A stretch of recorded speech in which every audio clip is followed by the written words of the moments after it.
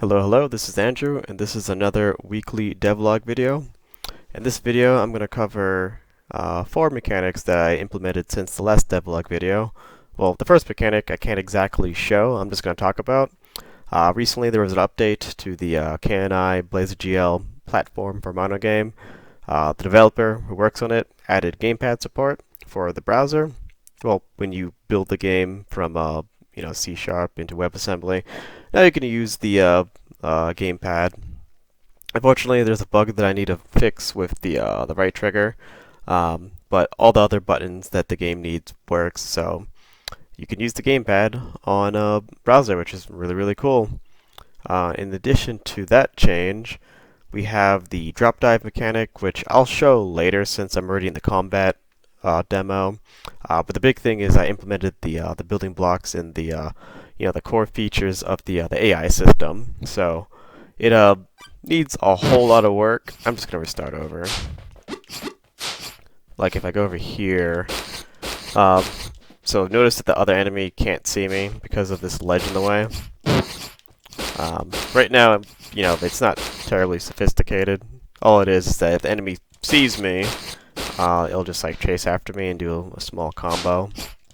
But I have some of the basic pieces in. For instance, if an enemy tries to attack, you can actually cancel their attack by being aggressive and attacking them. Like I said, I think in the previous video, I want the combat in this game to be thoughtfully aggressive.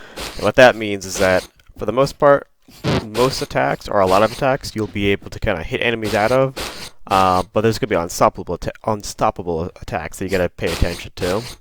Right now, that feature isn't implemented, so right now I can basically indefinitely interrupt these enemies. Fun fact, they can actually do the same thing to me, but the player's attack comes out a whole lot faster than most enemy attacks. That can be true all the time, but at least in the beginning, just so I get players, accustomed to the combat, it's going to very much be, you can go in, attack as fast as possible, but you have to pay attention to the unstoppable attacks. And there's going to be like a visual indicator, which is most likely going to be like a glowing color of some variation.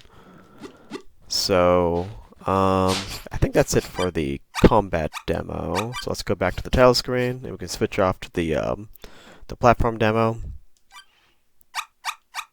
I could actually show this. I could have showed this feature in the in the combat demo, but I feel like it feels a lot better to show it here because, oops. All right, let's get to the platforming. But there's going to be points in the game where it just obviously makes a lot of sense to save time to use the drop dive mechanic, as I mentioned earlier. So as the name suggests, you basically fall down really fast. And I have plans of making it into an actual attack that the player can use, but currently that's not implemented. So, like that. So now you can fall down heights much quicker and potentially saving yourself some time. So currently, time doesn't really mean much apart from, it's recorded in the upper right. But with more of the features in the game, time is going to be important since in order to retain your quote-unquote buffs you'll get in the game, they're on a time limit, so you want to be able to traverse the level as quickly as you can. But that's about it.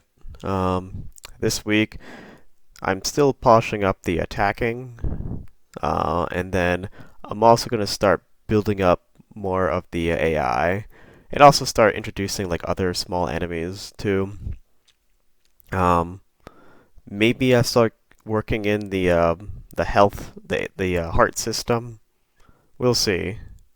We shall see. I'm not 100% sure what direction or what tasks I want to get done first. I have a whole issue list. I don't exactly have a priority to the issue list, but I do have an issue list.